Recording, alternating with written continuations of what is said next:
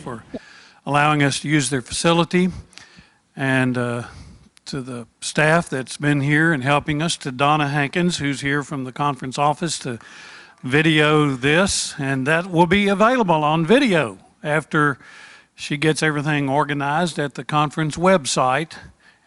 And those of you, some of you have asked, is there a Wi-Fi connection? And there is. It's the one that says guest for Concord. And the password is capital J, number 0, HN 3:16. So it's capital J, the numeral 0, 3:16 with the appropriate colon there. That should get you on. I couldn't get on, but Jonathan got me on. So anyway, glad you're back. Afternoon. Well, being aware that we've just eaten and after lunch is nap time for many of you on the weekend, and we have a football kickoff, I'm going to be very focused this afternoon. I want us to go through some more cartoons. Before we do, let me make an observation about those of us in church leadership who do stewardship stuff. We have a passive attitude that says, let us do what we have done before that we're comfortable with. It hadn't particularly worked well, but if we can get better leaders, maybe it'll work this time. It's the doing what you've done before and expecting different results. That is the definition of insanity. We express that when we do the same thing. Now, guys, I'm resistant to change. You know, they change a TV show that I like to a different night, and I'll quit watching it. I mean, you know, I get belligerent about stuff. They stop making products that I still want, like Brill Cream. You know, it has nothing to do with my reality, it has to do with my habits. And unfortunately, in this area of faith and money, we have to be creative. We have a generation of young people that would be generous if we made it easy for them to be generous. But passing the plate when they don't have any checkbooks or cash is just stupid. And it's not holy. We act like everything we've always done is holy. Well, it's not. Sometimes it's just dumb. We never have done some things real right. So I want us to turn to the next cartoon about offertory. You ever had that experience in your offertory? But wait, offertory is supposed to be at the end of the service, just before the sermon, after the sermon. It's always been there, depending on what church you're in. You probably have as many before and after and during. And have you ever done more than one offering? Have you ever done more than 2 offerings? I was in a church in Atlanta, Georgia, and they said, this is a quote, this is what the associate said, it was offertory time. And he said, "Oh, friends and sisters," I didn't understand that, "it is time for our glorious offering." And they all started applauding. And I thought, well, that's different. And he said, if you are one of those few who've been convicted about being a tither, stand now and proclaim that testimony. And about 600 people in worship, and I guess about 20 stood, some hesitantly. Oh, friends, it is time to come forth and give evidence of that belief to our deacons. And they had some deacons down at the front, and people were coming down and getting out their checkbooks and pay stubs, and they were talking about whether it was a tithe or not. And everybody else was just sitting there. Music was playing. And then he said, now, if you've not been convicted or afflicted by being a tithing person, we're going to take up an offering and pass the buckets. And they did. And then he said, now we're going to meditate on whether or not you've done right by God. And they meditated. He said, now we're going to pass the confessional buckets again because some of you didn't do right. Third offering. Fourth offering was at the end of the service when, and it was Pentecostal church, when he said, we're going to have a special time of anointing. And if you are here to be anointed today, bring your anointing offering with you. And it was on Father's Day, and at the end he said, our pastor is our spiritual father here on earth, and we know as you leave you'll want to give him a Father's Day gift as you depart. And they had hired me to help them raise money. Oh my God. What did I make out of this cartoon? How do you do your offering? Now, you shared how you did yours and you put it at a certain place for a certain reason. What are some of the ways that y'all do offering?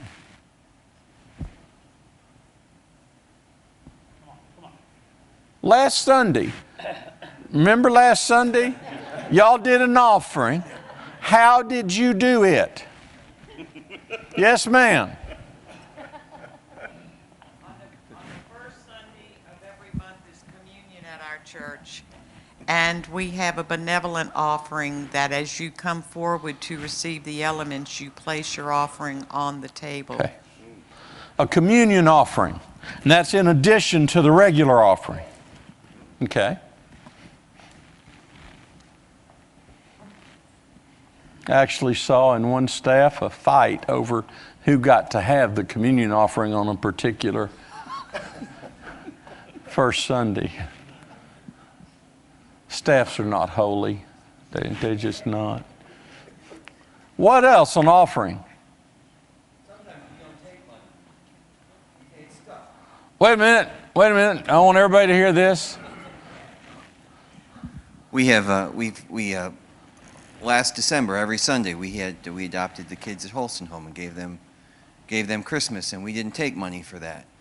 We handed out the list, and they brought stuff in, and it went up front, just like an offering would, so they could You're a see Methodist church. We are. And you met without taking up money? Well, that's just close to heresy, isn't it? Giving an opportunity to fulfill a need. What else? Boy, y'all are uncreative in this. The missions offering. A missions offering. It's called the missions offering, yeah. Feed the hungry. Is our Okay. first hymn. Well, let's see if I can provoke some thoughts about different ways to do offerings. Let's just think about this for a minute. How many of you take the offering from the front to the back? How many? Okay, y'all could take it from the back to the front. Why not? Oh my God, we have violated this. We have rent the veil right there by changing that sucker.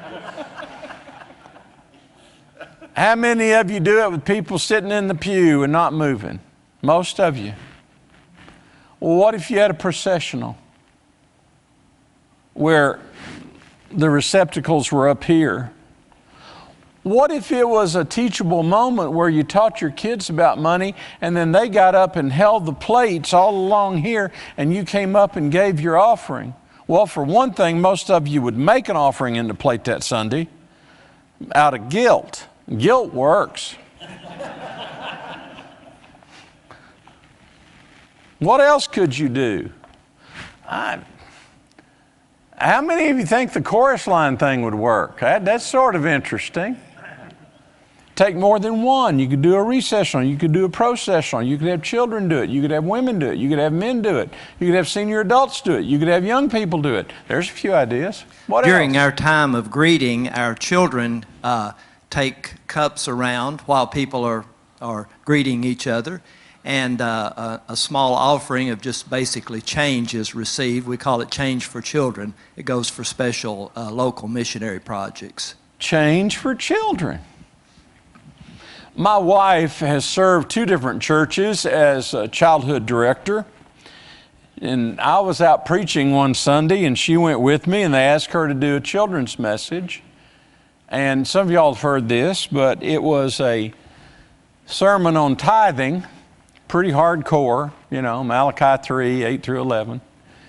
And I was being dramatic and everything about it. And she did this children's thing, and it just stole my thunder.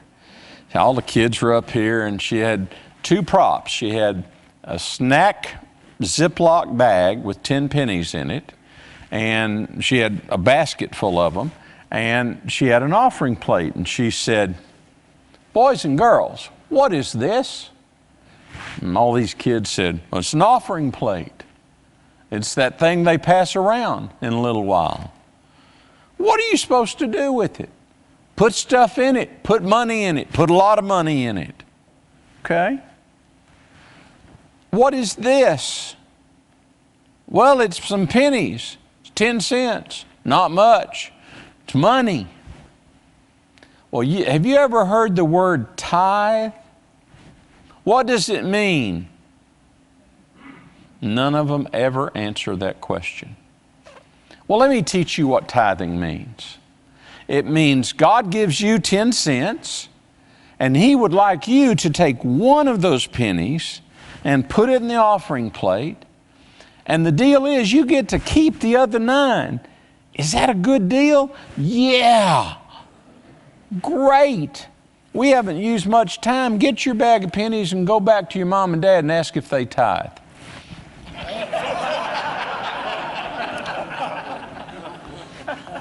I like to swallowed my tongue when she did that.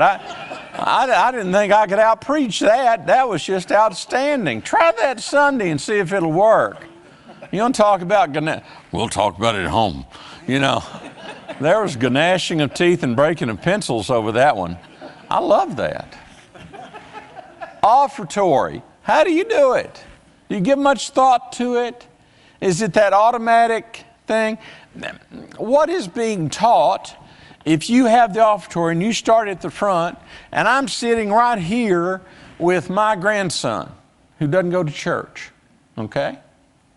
He's 9 years old, lives in London. And James is very articulate. And Grandpa, what is that? Well, they're taking up offering. And it comes to us back here, and there's not much that these people put in, because it's not a first Sunday or a last Sunday. It's one of them middle Sundays when we don't get much in the plate. What's he thinking? What is he being taught? Well, not many people do that.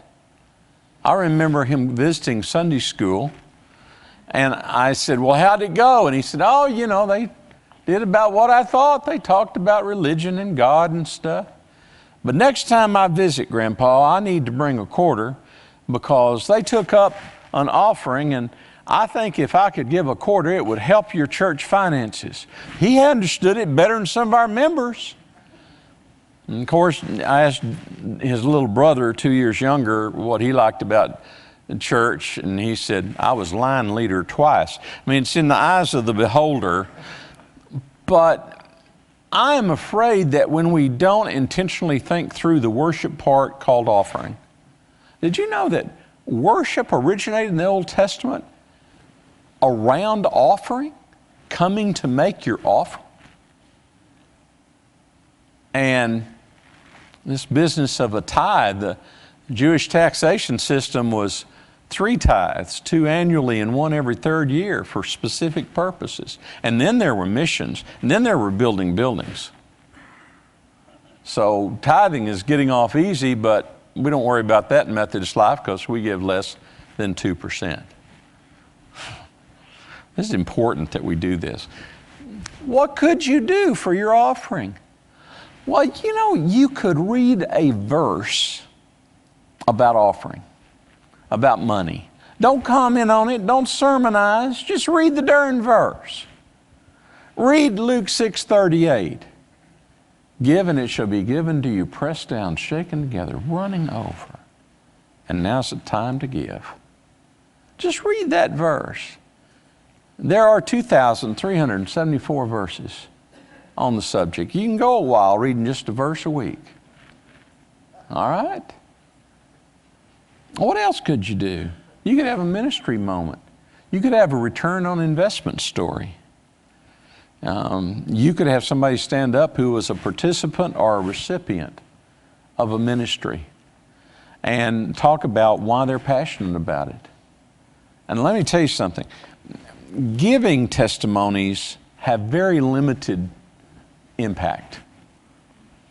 I know that sounds counterintuitive to you, but if I stand up before the church and say, Mary and I give, and over the last 20 years we've given more than the tithe and we've been richly blessed, that really doesn't impact a lot of people. Because they're thinking about all the reasons that they can't do that, don't want to do that, haven't done that. Well, I'm blessed and I didn't have to do that, and blah, blah, blah. Well, a testimony that really makes a difference is when somebody says, my life was changed because of the ministries of this church. Your generosity, your investment in ministries here has changed my life. I mean, I share my testimony pretty easily. I was raised in a boarding house by alcoholic grandparents, adopted when I was almost 6 into a military family where I learned discipline, and went to military schools and boarding schools, and learned a lot, but I was not destined for what I do. But my second year at university, which I was only going to avoid the draft in 1966, 67, I was invited to a dorm Bible study, and I came to accept Jesus Christ as my Lord and Savior, and it changed the trajectory of my life and overcame all of those factors that had determined a direction for me. It changed it. That's what we're about. And you know why that happened? Because of generosity of somebody opening their home, of generosity of having some trained leaders there. Isn't that what we're about? That's why the offering's important. But when we reduce the offering to, we're behind, wine, that's just not motivating. I don't care. I'm behind on my budget too, so what? Let's go to the next one. Best sermon on giving I've ever heard. I think those fellows have heard a pretty good message. Let's see how I made that different. What's the best sermon on giving you've ever heard? A lot of Methodists tell me they've never heard a sermon on giving. A strange thing happens. I'll go in a consulting visit with a church, meet with the finance committee, and I'll say, Pastor, I don't want you to talk, but I want to hear from your people. Does your pastor preach about money? They'll think a while. Well, she hit it a lick last fall. Okay, good. What did she talk about? Oh, supporting the budget and giving and keeping the DS off our back and stuff like that. Well, that was motivational. Did you give more? Well, no, we gave about what we've always give. Okay. Well, that's interesting. Pastor, when's the last time you preached about money? 2 weeks ago. Were y'all here 2 weeks ago? Well, we were here, but we didn't know it was a stewardship message. I don't know why in Methodist pedagogy we teach our pastors sometimes to preach around a subject and hope people can intuit what we're talking about. I don't understand that. There are so many clear, blatant passages about be generous, be sacrificial, give. Now, we had a pastor this week, yesterday in our reunion group say, I preached my first sermon on giving. And my people actually thanked me for it. Well, praise the petunias. I'm delighted. And she and I had been emailing back and forth, and I'd been saying, oh, go ahead and do it. Blame me. Go ahead and do it. Blame Bill Kilday. Go ahead and do it. Blame Roger. Blame your DS. Blame the bishop. But do it. Preach it. And she did. And there was a good response. And some people gave money. Some came up after the sermon and gave cash to her, gave checks to her. By her testimony yesterday, some of y'all were there. What's the best sermon on giving you've ever heard?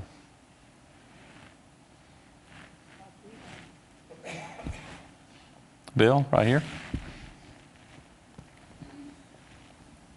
I don't remember the whole sermon, but what was said was that your giving is a measure of your spiritual life. And for some reason, I'd never put those two together. I was budget oriented. And when I heard spiritual life, that sent a light bulb off in my head.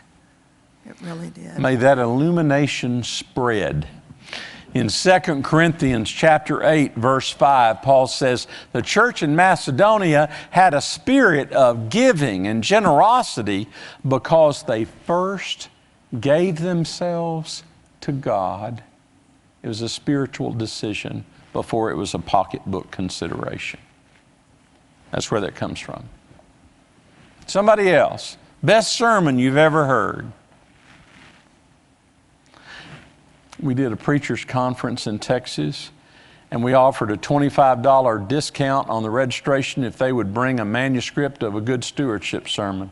I cannot tell you how many variations of John Maxwell's sermon that we had come in. And that isn't one of the best. It's okay. Let's go to another cartoon.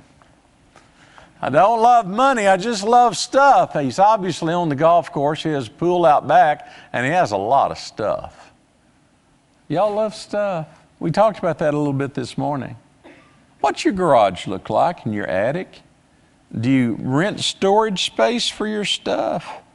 How often do you go pay homage to the stuff in storage? Do you know what's in storage? Let's see where we went with that one. What are the financial priorities of your members? I'll never forget one time I was standing out after a meeting with a layman. We were in a capital campaign in a church in Sugar Land, Texas. And this lady drove up in the parking lot next to the fellow I was talking to, and she said, you know, I know that we need this next building for our ministries because we're still growing, praise God. I'm just delightful about that, but I'll show the pastor my checkbook. We cannot afford to give. She was sitting in a new Escalade with paper plates on it. I would suggest that if she were driving a Honda Accord or a Honda CR-V, which cost half as much as an Escalade, that she would maybe be able to give if that were the limitation. It's just me. Man, what other culture do we have? You know what the Hummer advertisement used to be? Affordable recreation. Spend $52,000 for an automobile that gets 8 miles to the gallon, and it's affordable recreation. But we can't afford to give to kingdom purposes. What kind of priorities do we have? What's the kind of stuff that y'all like? What do you spend your money on?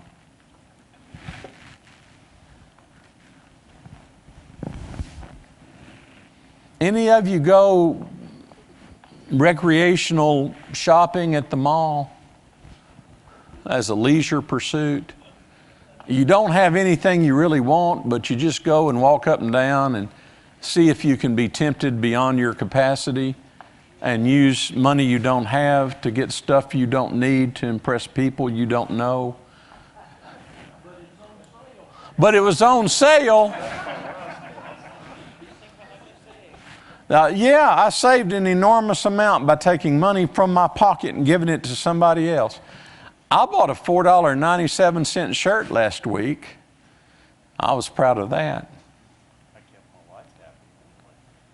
Kept my wife. Oh, you're getting into a dangerous area there. I'm not going to go to the gender because, guys, we just buy different stuff.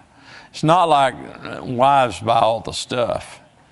Now, I do not understand the concept of makeup or shoes. I will tell you that. My wife has a degenerative disease and can't wear shoes. She has shoes and a brace that are made for her, but she still likes shoes. She has a closet full of shoes. And I ask her why she still has them, because she can never wear them. And she says, they bring back good memories. Well, I can't go anywhere with that. And then she points out stuff I have. Now, that's just meddling. You know, she told me if I was serious about downsizing, I ought to get rid of my unicorn collection. What do you mean? I've saved that stuff for years. Unicorn, because I'm in stewardship. It's sort of a mythical thing, you know. I love stuff. What stuff do y'all love? Is it clothes? Is it recreational gear? Can you justify buying a bass boat when you hadn't got your car paid off? Can you justify two people needing 5,000 square foot of living space or 3,000? My wife's argument for more square footage where we live is for when the children come in. One lives in London and is home once a year. And when he's home, he's not at our home. He's at his brother's. But we had a meal 3 years ago in our formal dining room with our boys and our grandchildren, and it was a good memory 3 years ago. So we're going to maintain that space. We're going to heat it and cool it and have 7 sets of dishes to accommodate anything that comes. Are y'all like that? Do you look through all the Sunday sales things that are in there? And you look at Walgreens or CVS or Walmart or Lowe's, and it's stuff that you didn't really think that you needed, but it's just priced so good. And it's so attractive there. Is that strange? It's part of our culture. Change the slide, please. That's my view of stewardship. I have church members like that. Let's see where we go with that one. How do you get people to understand their stewardship responsibility? It is that question this gentleman asked earlier about somebody that's very affluent who gives a token. There is a man that was in his lifetime a great philanthropist to one of our Methodist institutions, but to his local church, he gave a minimum. Was their vision not big enough? What was the deal? And this is where I want to challenge you about a particular thing, and it is having individual conversations as pastor with people. I would suggest to you that it is appropriate and a part of pastoral responsibility according to paragraph 340.c in the Book of Discipline. It says that pastors are to champion the fundraising arm of the church. They're to have administrative responsibility and model the role. And I think pastors need to have more conversations with individuals, not to put the B on them, not to cultivate, to cultivate, yes, but not to manipulate a gift out of somebody, but have a conversation with them. Let me tell you, some people who've been richly blessed need discipling. It's a problem if they don't get spiritual counsel about the largesse of money they have. And very often I'll do a campaign and we'll be so excited to get a major gift in a church, $50,000 or $100,000.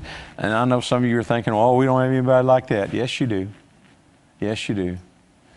And lo and behold, then you read about them giving $1 million to a college or $2 million to another kind of drive, and they didn't do that to the church. I would suggest you need some conversations there. You need to sit down. And, you know, Bishop Looney is here, and for a speaker, when you have bishops there, you always look at body language, you know, and he's been jovial so far. But I've always said to bishops, don't have a conference capital campaign if you're not willing to do one-to-one solicitation of the affluent in your conference. Lacks credibility. Bishop, you need to make a gift of substance. You need to give witness to it, and you need to go to people that you know have money, and you need to challenge them about a substantial gift. Now, I know that's a scary thought for many clergy. I don't want to treat them any different. Well, don't. Ask them for a lot of money. It's to their benefit. It's a spiritual issue. Don't let them let money stand in the way of the joy of their salvation and their spiritual expression. Give them the opportunity to do something that they will feel wonderful about. I did a campaign one time in Columbus, Georgia, in Methodist Church, St. Luke's. And it was funny because there was a man there who was patriarch in the church, and we were doing this campaign, and we sat down and I showed him what is called a gift profile guide. And here's the kind of top gifts we need to raise the kind of money in your church. And, you know, we need a broad base of participation at all levels, but we need a few people that can really make major gifts. Pastor already said, well, we have few of those. I sent him with this man, and he said, all right, I'll do the lead gift, and my partner will do that secondary gift. My son-in-law will do that. And he identified who would do all the top 10 gifts and that he'd go visit them. He had joy doing that. And he didn't put a bite on him. He'd just go with his partner and say, now, Fred, let me tell you, I know you're stretched out on the museum and the school, but in the next 3 years, I really need you to come up with $250,000 on this campaign. I'm going to do the $400,000 lead. You do the $250,000, and we'll be able to get this thing done. And people were saying, sure, okay, I'll do that. Why? He had credibility. I think pastors ought to have those conversations. I think pastors ought to say, you know, what would be the largest gift that you've ever made that you could pray about right now? And two of the key questions I ask in these one-to-ones are, what else do you give to beyond the church? And could you pray about making the largest gift you've ever made? I want you to grow in faith. Those are good questions. And when you ask those questions, you shut up and let them respond. Those are good questions to ask. Question over here. Bill, can you get over there? Bill forgot that he had the microphone. He's getting older, and because of that, he's also slow. So he's coming to you with the mic. Don't talk about all that I forget. I am a pastor and in the process of completing my ordination paperwork, so first of all, pray for me. But one of my questions that I had to answer is a historical question, and it's whether or not I am in debt as to embarrass myself. How do I talk to my people about that? When I do, I will say I am not embarrassed about it. But the $75,000, yes, you heard that number correctly, that I spent so that I could be a mother of 2 children and complete seminary training to be the elder that I'm called to be. Yeah. How do I sit with someone else and ask them to please give money when I myself do make that decision as to whether or not I tithe versus feed my children? Yeah. Okay, you got the question? One of the dilemmas in Methodist life is that we require a professional education that is very costly to be a pastor where you don't make a professional income. You know, she has to go through the education that an attorney or CPA or a physician might have to go through. some similar numbers, maybe a little less, but a fraction of the income reward. In Louisiana, we dealt with this issue because I agree, it's hard to have that conversation. And I think the best thing the pastor can do is be transparent and say, I struggle with this area because of the debt of my seminary. We in Louisiana set up a fund to assist clergy. The Board of Higher Education has been challenged to deal with that. And sometimes we found that that debt that clergy have entering ministry is debilitating to them. Not only can they not talk to anybody, but they can't give themselves very generously because they just don't have the money. It's not a matter of cutting back on anything. They've cut back to be where they are. And I think we need to be sensitive in the church to helping pay off that, sensitive in the conference to helping them. And we had a matching grant program. Our goal was to get clergy out of debt, tithing, and contributing to their own retirement in a 5-year time period. And boy, we had to pull some strings. But what we found was it wasn't just seminary debt. Sometimes consumer debt was wrapped into that as well. And we required that the clergy person take Financial Peace University and then that they teach it once a year in their church so they understand the good principles of financial management.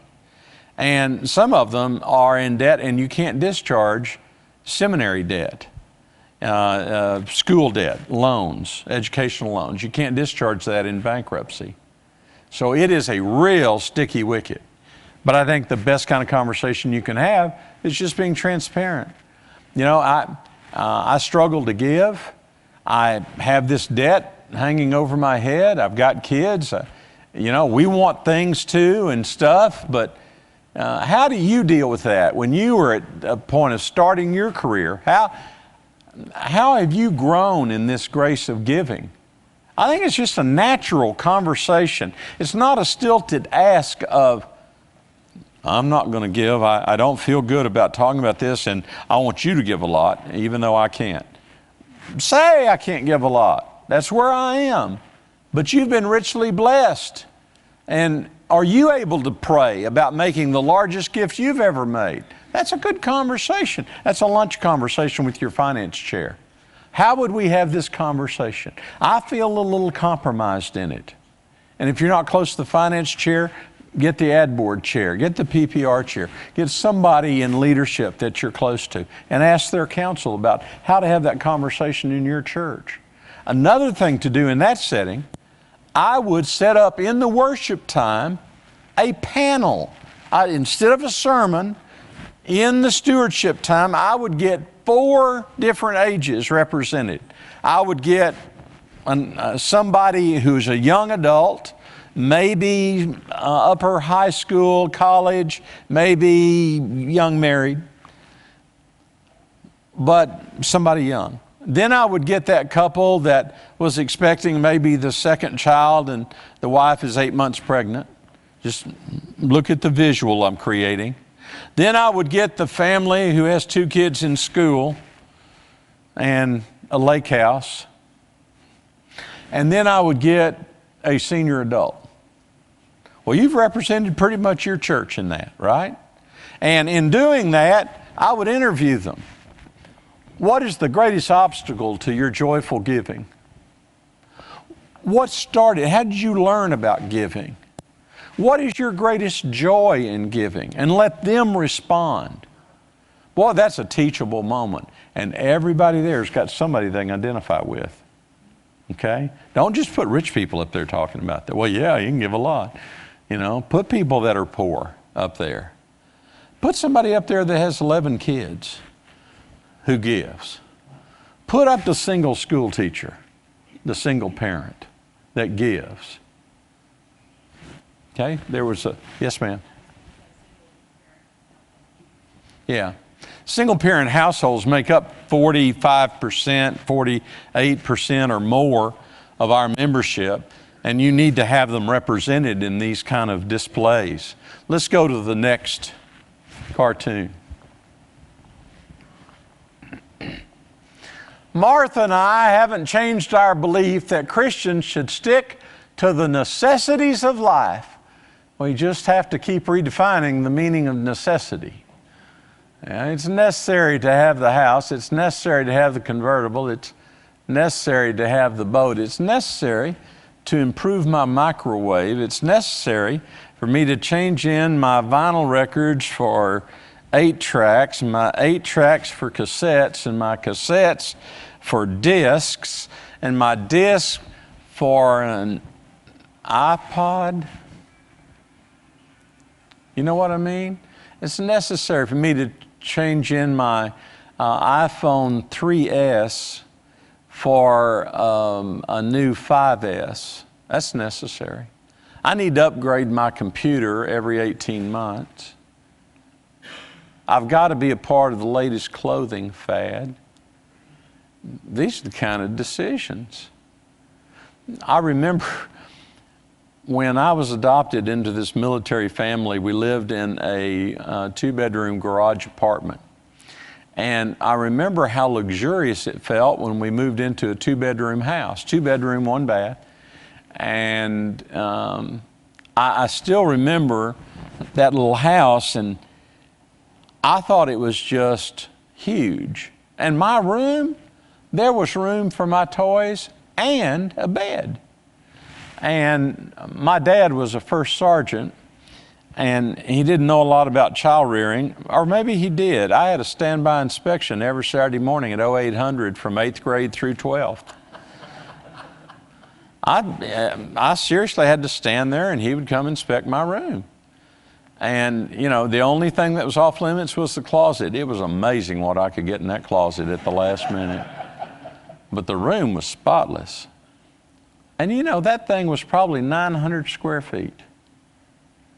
Well, now, Mary and I think that that's about the space she needs for that dining room that we never use. Isn't it strange how we redefine necessity? Who would have thought that we ever talked realistically about cars that started in the 30,000 plus range? And some of y'all are driving them today as if they were needed. I'm not against it. I'm just saying it's funny how we redesign and redefine these things. What did I do with this one on the question?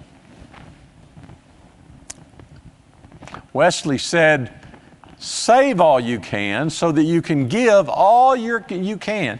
How do your people interpret this? First, have they ever heard that in your church? They've heard that.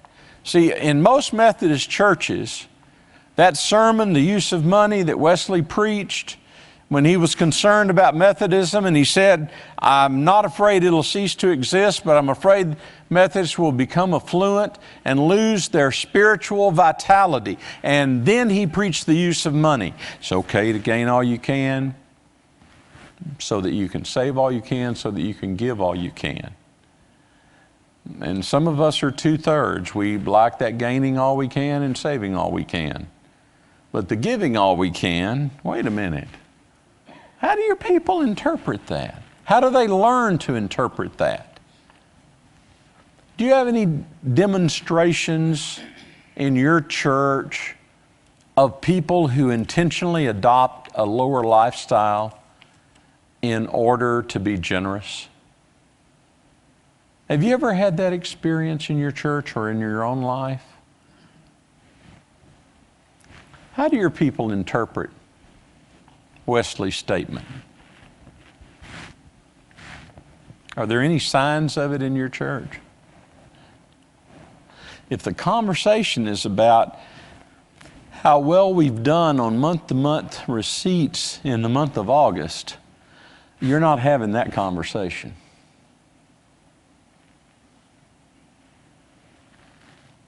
Anybody want to respond to that? Yes, ma'am. Wait. They're taping this, and it's going to be on the website as well. I'd say the people that are experiencing the lower lifestyle so they can give are doing it unbeknownst to most people in the church. Okay. Older generation do this better than most. I will admit that. I've had that experience with particularly my wife's family. I remember her grandfather, a rancher, who outlived 2 wives, and in the twilight of his life was in a nursing home. We went by to visit him, and I said, "Mose, how you doing?" He said, "Not too dang good." And I said, "Well, what's the problem?" He said, "Well, you know, I came to the rest home here, and these people are stealing me blind." And I said, "You mean they're taking your stuff?" "No, no, no." He said, "I paid taxes all my life, and here I am at the end of my life needing some care, and in addition to what the government pays, I'm having to pay $61 a day to stay at this place." And he said, "All I get is my room and board and my medication and medical care, and I get cable TV, but it's not expanded. I can't watch my sports channels I want. They're just stealing me blind." And I was standing there thinking, $61 a day, where can I sign up? This is a good deal. He died a few weeks after that, and in his non-interest-bearing checking account, he had $140,000. He had a $25,000 gas royalty check in his mail, uncashed. He had 300 acres of a ranch. He had 30 head of cattle on it. He had some farm equipment. I don't know how long that old man thought he was going to live, but he could handle a lot of $61 a day going forward. But he always lived very modestly with a margin. And we don't do that much anymore, do we? Because there's so much stuff we can get. Yes, sir. If you want to learn something about saving and giving, read the book Radical. But be aware that it will scare you. Radical? That's the name of the book, Radical? Yes, it is. Unfortunately, I don't remember the author today. Okay. It's Look about at the book Radical. Ask the Cokesbury lady out in the hall. She'll find it for you. All right. Who? David Platt is the author. Platt, P-L-A-T-T. Platt, David Platt, Radical. All right. Next cartoon. I love this one. I know I should give my whole tithe, but I just don't feel like it. I think I'll hold some back. And from the skies you hear, "Go ahead, make my day." And then the result of that conversation, this could be the start of a major upswing in congregational giving. If you really understood that you're not accountable to your pastor, you're not really accountable to your family. You're just accountable to Almighty God. Oh my goodness. Oh Lord, here's the deal. I need you to give me more so I can give some back to you, because all that you give I need for stuff that I want and need, and I actually need about 104% of what I'm getting, and that's why I can't give back a tenth. You know, I see somebody giving $100 a month, $1,200 in the year, and they use the word tithe. Well, they obviously don't understand what it is, or they'd be making $12,000 a year, wouldn't they? Well, we need to do better education. Where did I go with this one? How are your people confronted with stewardship as a spiritual issue? You are being confronted today with stewardship as a spiritual issue. I would look at the 1 Timothy 6 passage I shared earlier, the 2 Corinthians 8 passage, particularly verse 5 and verse 7, verse 24. I would look at those passages as the major teachings. Well, our people are poor. I look at 1 Kings 17, the widow of Zarephath, Mark 12, the widow who gave all she had to the custody of those who were mismanaging the fund, the widow's fund that she lived by. She didn't give out of affluence. She didn't give out of agreement. She gave out of obedience. I'd look at 2 Corinthians 8, verses 1, 2, and 3, about the illustration of the women in Philippi and Macedonia who gave disproportionately out of poverty as an illustration to the more affluent men in Corinth. Well, I don't like this talk about giving. It's a hard issue. 1 Chronicles 29:9, people upon hearing David and the leaders raise the money for the temple, gave willingly with a whole heart.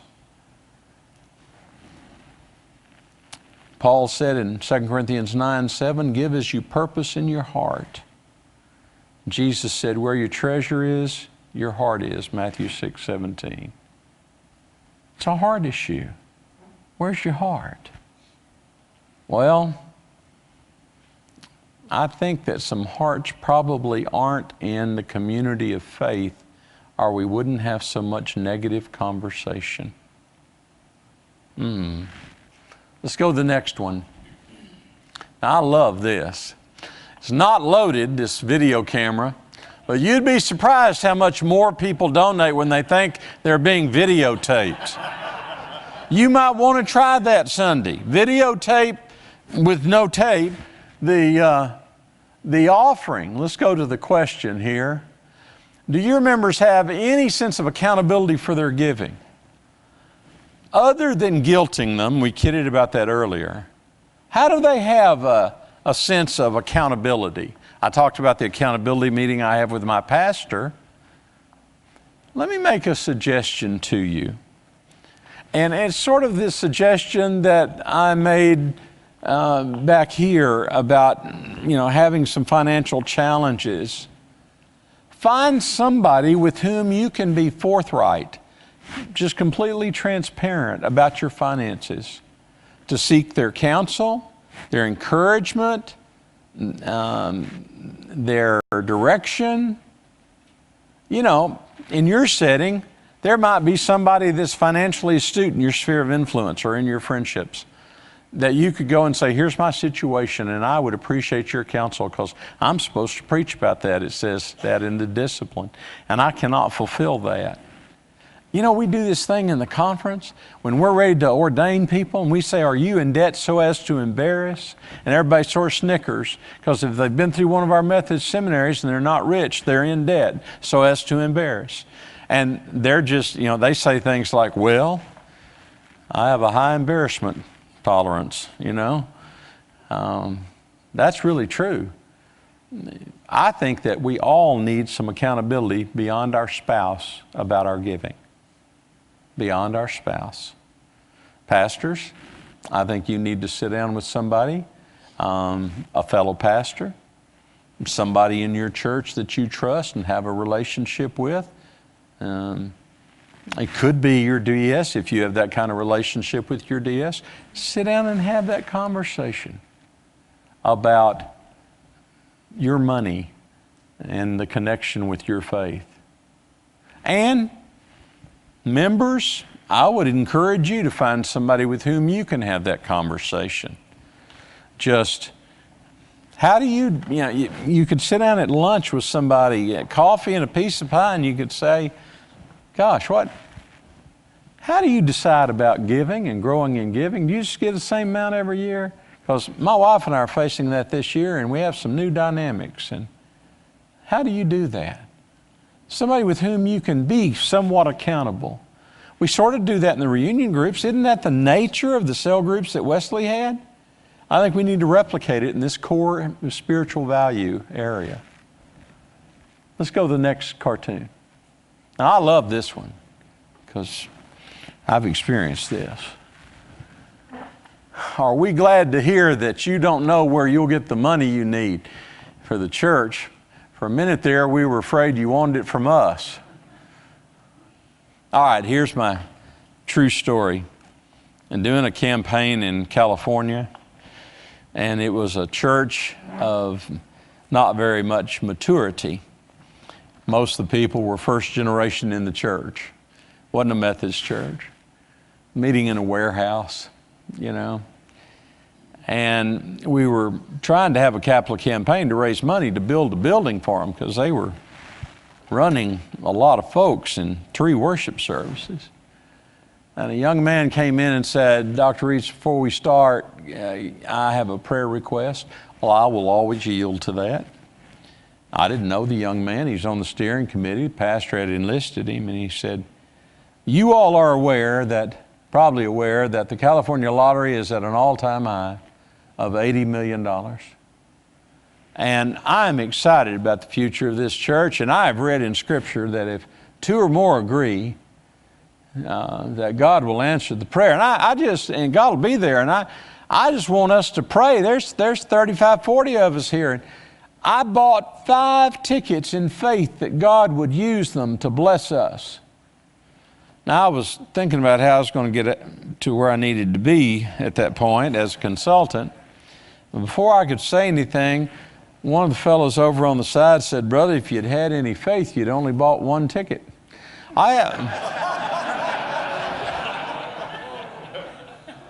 I thought that was good practical theology myself. Let's put the question up on this one. Have your church members ever been challenged to think outside the limitations of money? I'm not talking about going to your music director and saying, what is your dream budget? We're not going to meet it or fulfill it. We're ultimately going to disappoint you, but we want you to go through the futile exercise of writing down everything you always wanted as if it could take place. I'm not talking about that. I'm talking about your finance committee getting together and saying, is there a place that we could put some special money, a special emphasis that would make an impact in the kingdom of God, that would help touch lives for Jesus? It's money that we don't have, but money that could be well spent. It could be a recovery program. It could be a special community program. We offered Financial Peace University and advertised it at Walmart. Boy, we had a huge class. And have you ever thought in your church that way? What you could do and pitch that out to see if anybody would bite? If we find extra money for this, we can do this. No, the priority is the operation of the church. It's the stuff that you have to do to stay open and function. But have you ever done that? I'm afraid this is the reaction we have, and sometimes we overlook the capacity of our people. The greatest gaffe I've ever had was accepting a commitment from a family, and I thought it was a very generous commitment. It was $25,000. I had no idea of their worth. But you can imagine how I felt when I read a few weeks later that they had paid for a new opera house in Dallas that would carry their family name. It was $43 million. $25,000 for the kingdom, $43 million for the opera house. I would have put their darn name on the church. Next cartoon. Here's what we deal with in our church. You've got different kinds of people. The glass is half full. Oh no, the glass is half empty. Wait, it's half full. No, wait, it's half empty. No, what was the question? And then you have somebody that says, hey, I ordered a cheeseburger. We've got those people in our church. We've got people that don't have both oars in the water. What's the question? Oh.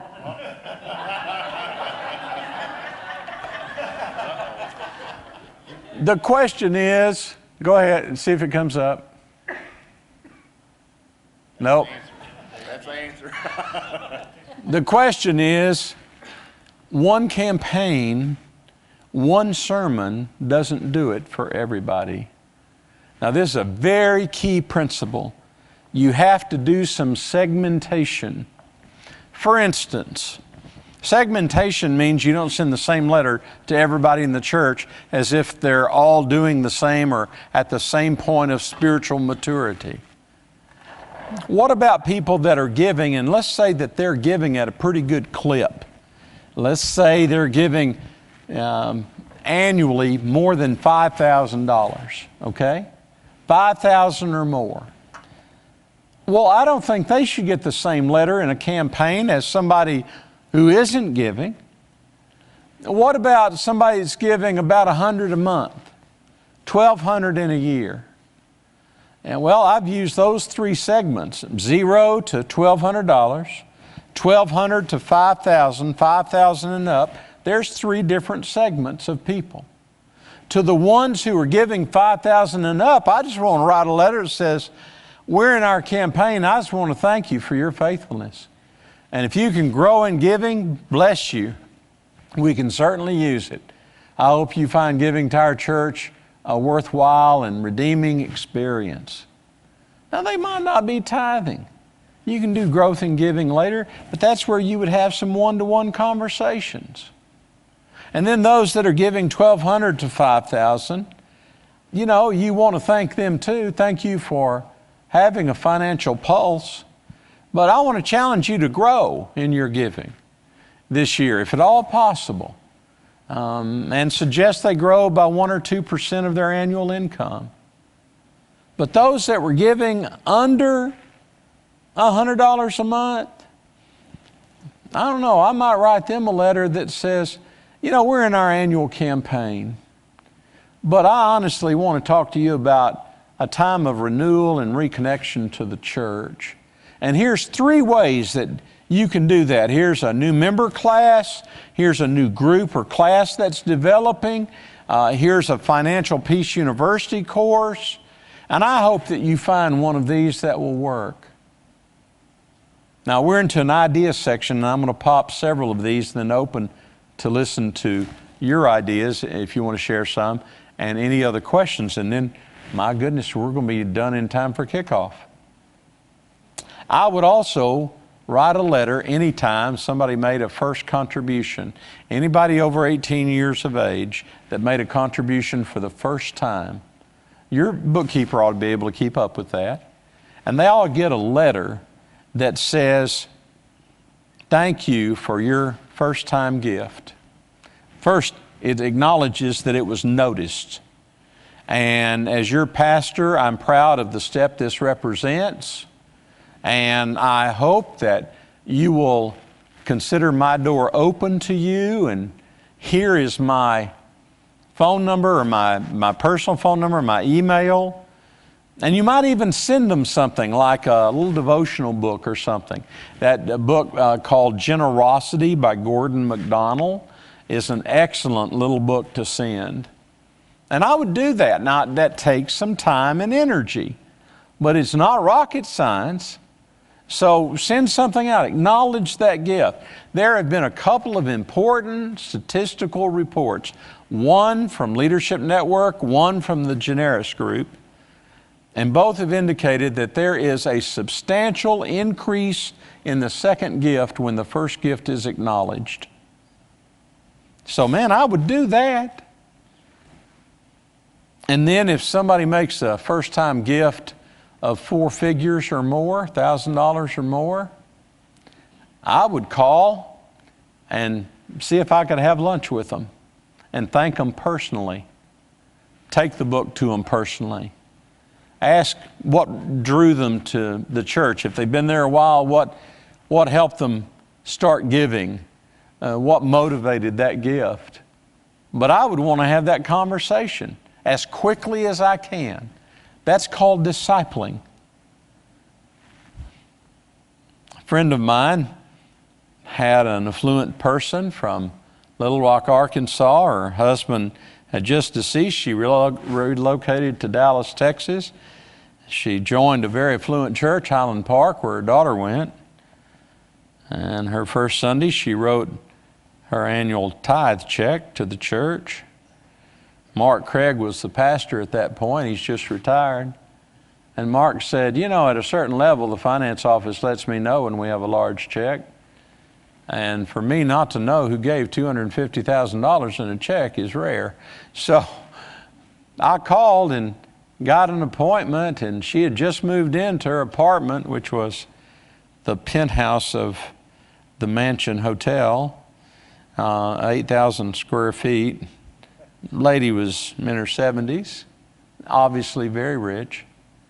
And Mark said, I thanked her for the gift. I asked her what her donative intent was, what she was interested in giving to, what else she gave to, what she was reading, and how could I pray for her. And that my number was available to her, and I gave her my cell phone number. I don't know that he ever had another conversation with the lady, but he opened that door. I think that's a very valuable thing to do. There is great value, there's another item, another idea, to telling stories. These return on investment stories are the single most effective communication that you can have in the church about the budget. People that want to see all the line item stuff, that they aren't the most positive people. All right? That's not why they're looking at those numbers. But people who really have a heart for the church and for generosity are the ones that are struck by your giving enabled this, your generosity enabled this. When we showed that we had in a mission trip patients in 4 days by our medical team, you enabled us to minister to more than 1,000 people in Senegal on our mission trip because you helped us buy the supplies we needed. Everybody paid their own way on the trip.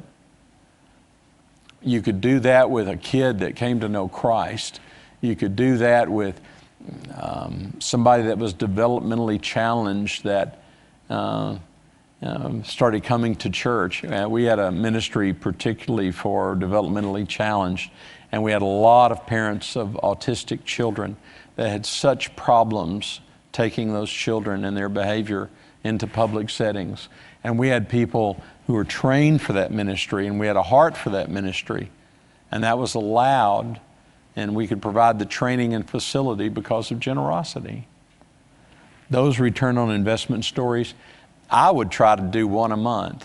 And you can do them a lot of ways. You can do it as an offertory thing. You could do it as a bulletin insert. You could do it on a video. Oh, edited testimonies are the very best. You can control the time and the person and everything. You can edit out the stupid stuff they say. Edited testimonies are blessed. You could have them shared in a panel discussion. You could have them shared in Sunday school or in a large group or a reunion group. Return on investment stories. Put them on your website. Look up www.crosstimbers.com, and it's an independent church in Argyle, Texas. And they have a section on their website of stories, just stories of the impact of their church ministry, and they keep it pretty fresh. You could do that on a website. You could do an email flash of a particular story. You could tie a story into a particular offering. I also suggest that you consider in your church, in coming up in December after Thanksgiving, I'm going to suggest some things now that are time sensitive. I would suggest the first week of December that someone, stewardship, finance, pastor, combinations, write a simple one-page letter that says, Dear John and Mary, and I would personalize it. You can do that with a merge. It's not too hard. I am celebrating at the end of the year as we're in Advent about what's been enabled by your generosity this year. And just bullet points, we provided 20 bikes for this ministry and the children, and we had 410 in Vacation Bible School, and we had 8 professions of faith, and just quantify, give some metrics of the ways that the church ministered. And this all happened because of your generosity. I know that you will want to be generous as we celebrate the birth of Jesus. Enclosed is an envelope to express your congratulations and birthday greetings for the Lord. And you could designate that offering to missions, to apportionment catch-up, or not. Whatever worked best in the culture of your church. That is the single most important mailing, I think, that we can mail in funding the church. You need the November giving statement to be a part of that mailing. In other words, what they've given January through November, put it in there, the letter and an envelope, okay? And send that out first week of December. Every other nonprofit in the country is mailing that to y'all. You know that in December. And you need to place Jesus at the beginning of that. All right? Don't do it before Thanksgiving. It won't get the attention.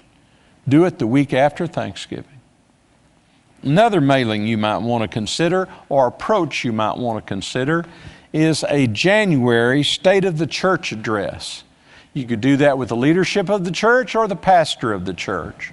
The pastor, in a written document or verbally at the January ad board meeting or in the pulpit, could say, I want to give a State of the Church address. I believe that we are doing this, and here's what we did last year. This went well. This all happened good. But here are some things that we didn't do. And as we look ahead, we want to do those things. And you do some forecasting for the new year. And you challenge people to be faithful in their generosity to enable those ministries to take place. I really believe that that is a strong and healthy mailing. Now, I'm not saying do all of these. I'm trying to give you enough options where one of them grips you and says, and you say, that one would fit us. All right? Another thing I would do is I would do a mailing between Mother's Day and Memorial Day. And when I do one in that time frame, it is to preview the summer. It is to say, this year, between January and the end of April, we have done this and this and this. And we had those wonderful Holy Week services with, lots of people. And as we look ahead, sometimes we think summer is the time not to come to church. Not true. And some of you have the experience of going on vacation and taking your tithe with you. And somehow it never returns with you. So leave it before you go. I mean, honestly, it's a pre-summer appeal. And say what's happening over the summer. What's happening over the summer in your church? If you have youth, there's youth retreats, youth activities. If you have children, there's Vacation Bible School. Look ahead over the summer at the needs and forecast them and say, your continued generosity is helpful. That also might be a time when you encourage people about electronic giving. EFTs or electronic fund transfers, where automatically every month an amount of money that you designate goes from your account to the church account. Automatically. You don't have to be in town for that to happen. My wife and I have given by EFT for years, and we have a little token that says I gave electronically, and that's what we put in the offering plate. Why do we do that? Because I travel and we're not always in church, and I don't want to miss. I don't like getting behind on my giving. It tends to, if you use electronic giving, it tends to level out summer slumps. And that's what you're trying to address, that third quarter where it drops off the table. Okay? So that mailing is a good one to do because of comparing quarterly incomes. It might be at the end of July, you realize you're forecasting a little shortage for the year. I would want that shortage at the end of summer. I'd want to have a special offering to catch up at the end of summer if I was forecasting a budget deficit. I wouldn't do it in December. I'd do it before then. And then I'd still do a positive end of year. That end of year can have a focus, a mission, a school, something specific. You'll raise more money. Now, I've shared several ideas. I'm not out, but I just wanted to give you a few to provoke your thought. I want to open for a few moments to your questions, any further ideas that you have, questions about anything I've said. Back here? Back row. There were several. Good. Hey, I'm curious about narrative budgets. We've kind of danced around that About idea. what? Narrative budgets. Yes. We've kind of danced around that idea with your storytelling. But what do you think about narrative budgets and how to use those in the church effectively? Okay, let me tell the difference between the normal budget development and the narrative. Normal budget development is where you take the chart of accounts of all of the accounts in the church, the old line item, you know, with subcategories and everything. And that's the way that you develop the chart of accounts that's accountable, and that needs to be done. But that's not what you communicate to the church at large, because they can't follow that. What you need for the church at large is to define your primary ministry areas and talk about what's happening in that area. We give $40,000 to missions. The missions we give to are these. We give $20,000 to youth ministry. Youth ministry includes retreat, etc. And you might tell a story in that one. And you do the same in children's, and you do the same in pastoral care. Okay? Some churches even take salaries and divide up into the ministry areas. Yeah, you know, one of the morbid realities of Methodist life is everybody wants to know what the salaries are. I mean, who gives a flip? But fine, that's in that document. It's you know, and that can be in there. And at the bottom of the narrative, you say if you want a detailed line item budget, we'll give you one. But in my last church, the computer had a 64-page financial report. There's nobody that wants that. I would have to kill a forest every year to provide that.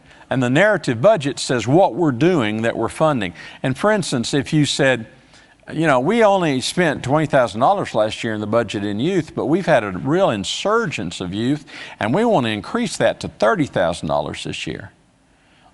You use some numbers, but you're not trying to balance a budget on that. And you put the category totals and what some of the key expenditures are and tell a story in those areas. Now, if you want an example of that, my last book was Extravagant Generosity, and it's a packet, and there's a CD in the program guide, and it has an illustration of what is called a scope of ministries, and it's the same thing. It's also in a couple of books. I think if you talk to the people at the foundation, they could get you a copy of one as well. Okay? Next question. Mike, I was wondering if you could tell us if there's a rule of thumb or some formula, which I know has a huge number of variables depending on the church and context, but for the number of worship attenders, what a reasonable range would be expected in terms of contribution income? In Methodist life, 100 attending is about $100,000. And you know, don't get into the breakdown of that and how many are children and adults and singles and all of that, but that's the general thumb rule. And if you're above that, you're generally above average. I've done a study on that in Holston, and don't hold me tightly to this, but in Holston, per average attender, the giving for all annual purposes, including capital, other things, would be in the range of $1,500, $1,600 a year. For budget giving, it's less than that, and according to the size of the church. The larger churches do a better number, and the smaller churches a lesser number. But see, your foundation has all of this information. I mean, what a resource for you. Okay, another question. Right here's one. We have an issue at our church. About 20 years ago, this lady gave the church money to put an elevator in the church, and the church did a feasibility study, and we found that we could not put an elevator in the church, and she won't let us do anything else with the money. She's still alive. She's still alive, and she won't take it back, but we can't do anything with it. We do use the interest off the money for various reasons, but what can we do to resolve this issue? You know, my flip answer is pray for her to enter the church triumphant, but I wouldn't really approach it that way. The question is who might have influence with her to have that conversation, because that's dysfunctional. But, you know, my mother's in assisted living, and she called me last week, you know, bless her heart, she lives an hallucinatory life at this age. And she called me to tell me that she had gone home twice with one of the male nurses. And you know, my response was, you go, girl. I mean, I didn't know what else to say. And so I don't know that if she's not lucid and doesn't understand the reality that we're not building an elevator because we're like one story. If she doesn't really get it, then there's not a lot you can do until she passes. And then talk to the foundation, because they know the laws in Tennessee related to redetermining a gift, okay? And until then, and Roger has that information. He's bald because he's got a lot stuck up in there. And really, talk to him about that, okay? And don't pray for her to die. I appreciate all the information you've given us, and I wonder if you have a bibliography or a list of reading that you might recommend for us. Well, I think all my books are particularly good. I knew that. No, I would go out and talk to the lady at Cokesbury, and because in Cokesbury they have a section that has stewardship resources, and I've read all of those. I have all of those, and I have a lot of out-of-print books. I have the best library on faith and money and generosity that I think exists anywhere. But some of the ones that you find there are just outstanding. Yeah, Mike Slaughter is an author that I would read. I'd read Enough by Adam Hamilton. There's a new product out. She can tell you which one it is. Foundation. Bill, what is that box? The what? Committed to Christ is a campaign. Our Extravagant Generosity is, along with Bishop Schneese's 5 Healthy Practices material, and he helped us with that with a devotional guide. I mentioned Generosity by Gordon MacDonald. That is not a Cokesbury thing, but you can find it on Amazon. It's available from the National Christian Foundation. And that's even got a teaching series in it. One of the books, I don't know if it's still in print, Holy Smoke, Whatever Happened to Tithing by Herb Mather and Cliff Christopher. Creating a Climate for Giving by Don Joyner. Those are books that you'll find in the catalog. But if you go out and talk to that lady, that's why she's here. Somebody over here had a hand up. Didn't they? Any other questions? Over here. Good, make Bill walk. Okay, next question needs to be one of y'all back there. Would you? I love this. Based on your experience, can you give us some idea of the percentage of any congregation that are tithers? Yeah, around 5%. 5%. I'm not kidding. Tell them the rating of United Methodist was the top 30 congregation. In the top 30 were 28th of proportion of adjusted gross income, line 37 on IRS, on your 1040. We are 28th out of 30th in giving. Well, we're good in per capita, aren't we? According to Chronicle of Philanthropy, we're 46th out of 63rd. There, we're ahead of both the Albanian and Latvian Orthodox churches, though, and that's something to be proud of. I'm not kidding you. We do dismally poor in this because the theological default position has been that this is adjunctive to core spiritual issues and not a core spiritual value. It is a core spiritual value. It is that way in contemporary and classical theology. It's that way in historic theology. It's that way in our Wesleyan heritage. And it only changed during the explosion of discretionary income in the 1950s after the Korean War. When we started having more discretionary money, we started giving less. From 1900 to 1955, the average household in America gave about 3.2 to 3.3%. During the height of the Great Depression, World War I, World War II, 3.2, 3.3% to the church. You know what it is now? It's under 2%. And we have more than we've ever had. You talked earlier about designated giving, Yeah. especially among the younger folks. So when does that ever become too much? Or do you just try to give people as many opportunities? Or is there ever a point when that becomes detrimental? I wish that there was a real concise answer to that. We've really debated that this week a lot. Look, if somebody designating is going to give money they wouldn't otherwise give, I want to encourage them to designate. Now, I don't want them to designate an elevator in a one-story building, because that doesn't seem very productive. But I do want them to give, and if that unlocks their giving, one church I'm aware of, Lover's Lane in Dallas, has actually gone through, they had so much problem with this, they passed a policy that any designated gift given through the church, 20% off the top, would go to the general fund that underwrites everything. And they passed that as a policy in the church, because they were running into a problem of not being able to pay utilities and staff while all these ministries had a lot of money. That's just dumb. And it was a real problem for them. And then in their annual campaign, they gave several designated categories that they encouraged. For the first time, we are accepting as part of our annual campaign. And they got a bump in giving out of it.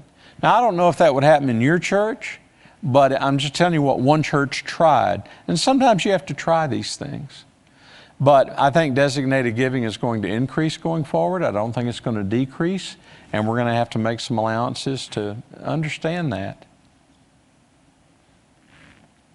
Back here.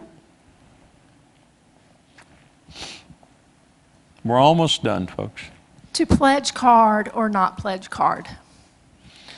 Eugene Grimm has a book that you can probably find online called Generous People, and he has a chapter called To Pledge or Not. Pledging is declining. When a new church start pastor comes to me and says, should I start a pledge campaign as part of our heritage? I say no. But ending a pledge effort is very, very dicey.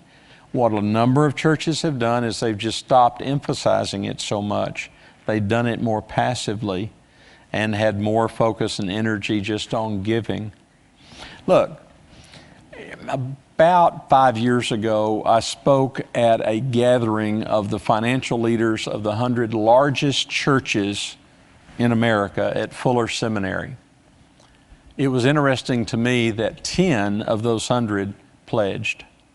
90 didn't.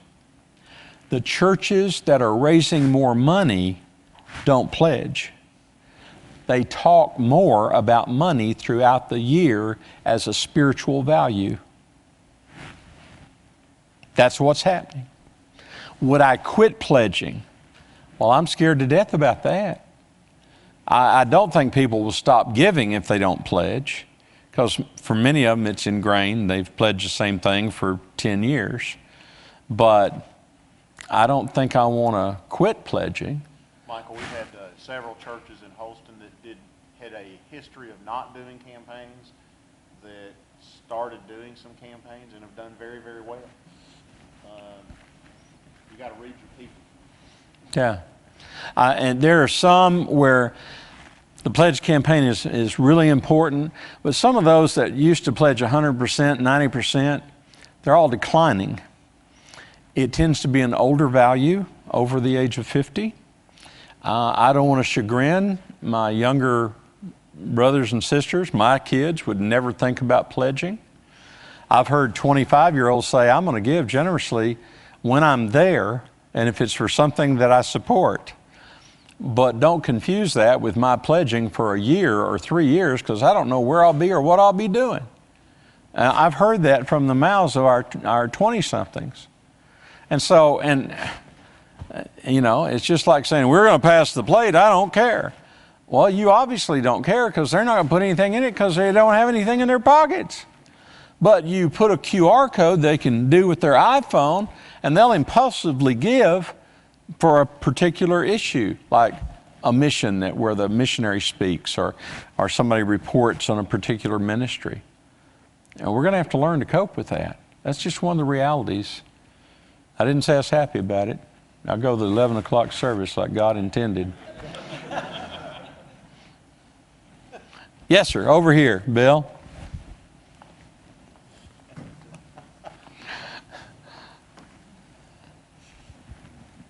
Yes, you just have hit on several things. At a finance meeting, I asked about EFT giving, and everybody in the room left except myself. That's kind of unheard of. Of course, probably like many churches, we have an older congregation, and it's just unheard of. And you also just hit on another thing. I asked about other ways to give. We get a lot of tourists and stuff, and not many people carry cash anymore or checkbooks, especially the younger. And I just think it's smart to be able to tap into a debit or a credit card or whatever, catch them when they're going out the door, and just can't get those things to sink in. And are you seeing those things happen elsewhere? Well, there's two kinds of problems with implementing this. One, it is a generational issue. You know, people my age and older who don't do a lot of online transactions because we don't trust what we don't understand. And, you know, but I have some senior adults who do all their banking online. And EFTs isn't really very sophisticated. It's just an automatic transfer, and generally people understand that. It's like payroll deduction or something. That isn't as controversial as the use of credit cards. And you'll hear people who have heard part of Dave Ramsey who say, oh my God, we can't encourage the use of credit cards. Everybody will go in debt and it'll just be awful for everybody. Well, let's identify the lowest common denominator of expectation of our people. There is no empirical evidence that anyone is going to go into debt giving to the church. They'll go into debt for all manner of stuff, entertainment, gourmet food, clothing, trips, but it ain't going to be to give. And there's just no evidence to back that up. And I understand the theory here, but it's just not true. It's just not factual. Got to be careful what I say here. The other issue, you need to make it easy for them to give. Now, some churches have tried kiosk, and that's not worth the investment. People don't want to stand at a kiosk. A counter to that would just be having a giving component on a laptop where people could go and it would be a little bit more private. And they could sign up for camps and all sorts of stuff, and so people would know what they're doing. But frankly, I've had people give a lot of... My son makes a lot of money. He's a British attorney, he lives in London, and he and his wife never have any cash or checks. I actually manage some of their stateside funds. And it's funny, I get these notices, been no activity in this account for 3 months. Well, yeah, they hadn't spent any money. It's all been going in, none of it's been coming out. I have access to it all. It's a good, leave me alone. But if they go to the convenience store and spend £2 in London, they'll do it on a credit card, American Express Advantage card. Why? Because that's how they manage their money. They don't owe anything. They make a huge amount, and they manage their money that way, and it also gives them points. And so I know if he's going to give, he's going to do it that way. He gives even more sophisticated than that. His law firm matches donor-advised fund contributions. And so he set up a donor-advised fund by payroll deduction when he first went there. So much a month goes into that fund, and once or twice a year his wife responds to charitable interests they have, and the company matches those gifts. I mean, why not take advantage of that? And some matching gifts won't go to churches by corporations. His firm is not that strict.